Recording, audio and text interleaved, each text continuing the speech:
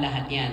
So for the song or composition, who creates the song or the composition? It's songwriters. So sino yung mga songwriters dito? Yes, so kayo yan. This is where you fall, where you come in. So sino yung mga credited as songwriters? Composers, lyricists, top-liners, songwriters. You are in the creation process of composition.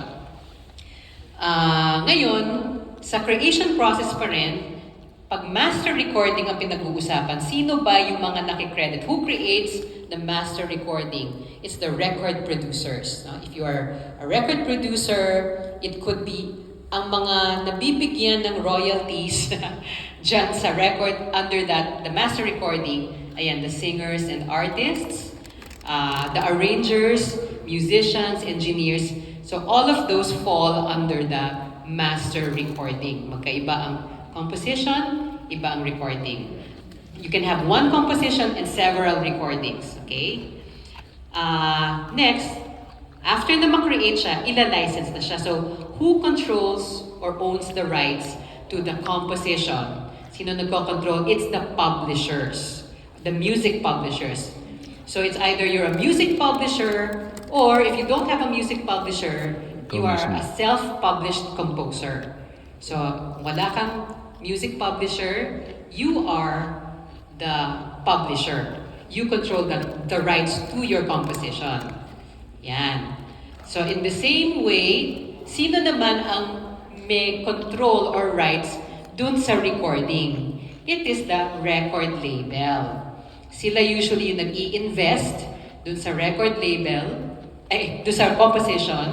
So ang record label, sino ba ang record label? It's usually the recording companies. And it could be the individual artists. So those of you, how many of you have released your recordings on Spotify, YouTube? How many of you have done that? Okay. So pag-aari nyo yung recording, so you are the record label. Okay? But in some cases, artists are signed to a record label. So iyan yan. Ngayon, pagdating ng license, ng royalties, alright, so you have basically two kinds of royalties. You have performance royalties and mechanical royalties. So ang performance royalties, you are owed the performance royalties every time your songs are played. No? So most of the time, when we're talking about composition, yan, performance royalties.